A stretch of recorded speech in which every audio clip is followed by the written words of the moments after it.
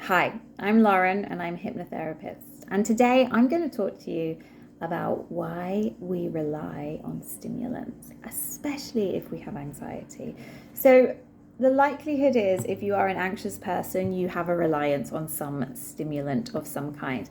And when I say stimulant, I'm talking about like coffee, cigarettes, alcohol. You can also view this in relation to sort of like high intensity exercise and stuff, although it's slightly different. It can have a similar effect on the nervous system. But for this conversation, I'm going to focus specifically on things like coffee, cigarettes, weed, wine, beer, alcohol, that kind of area of stimulants. So why do we reach for stimulants? Well, a main part of this is that it mimics a nervous system deregulation or dysregulation, even, it's probably a better way to put it, that we are probably very familiar with.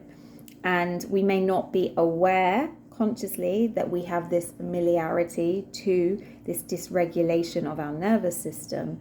And ultimately, what this stimulant does in the beginning is offering us a sense of comfort. We might really like it. We might like the kind of like relaxation feel or the moment of escape, or, it gives us some kind of reward. The reason we end up constantly reaching for it is because it mimics this dysregulation in our nervous system. Have you seen, as humans, as habits, we don't naturally want to reach for the healthy habit by default. Some of us do, but my sense is, working with and speaking with a lot of people with anxiety, that there is this reliance we have towards having stimulants in our system. So this mimics a dysregulation that our nervous system is familiar with, and that can come from a variety of factors, a lot of it from childhood. But what we're doing is, even though we are like, no, do you know what, actually, I don't want to have this anxiety, there is something about it that is super, super, super familiar, which the stimulant is helping us to achieve.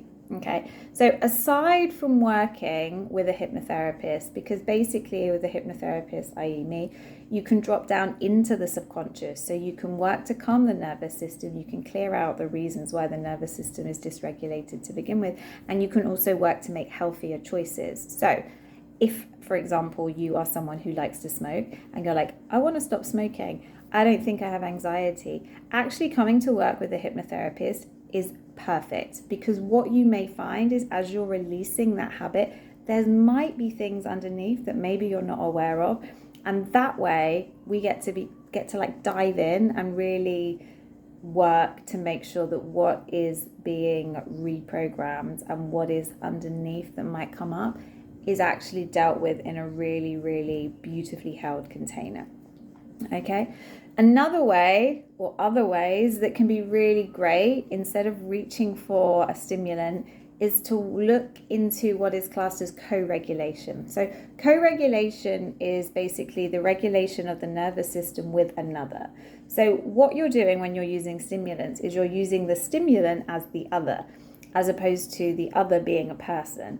So co-regulation starts, as with everything, when we're really young, and we are seeking the co-regulation from our parents. This is why often, if our parents, our main primary caregiver, has a dysregulated nervous system and we are trying to co-regulate off of a dysregulated nervous system, we can end up in some problems. So as an adult, as you've grown up, as you are now, you can choose to co-regulate with others. And how you do that can vary depending on your level of familiarity, comfortability, the options you have available. But in essence, it's about like being with other people. And the key to this is other people that have regulated or at least calming nervous systems on you. So as an example, if you are in a relationship that is highly turbulent, they are not an individual that you are likely to be able to co-regulate with, because they have too much turbulence in their system and in the dynamic between both of you that is ultimately going to dysregulate your system even more, likely increase your anxiety and make you more inclined to reach for more stimulants. So you need to pick the people wisely. If you're like, I don't have any of those kinds of people in my life, this is where things like group classes can be really beautiful, like group yoga classes, even group exercise classes. Again, being mindful of the kind of energy within the room.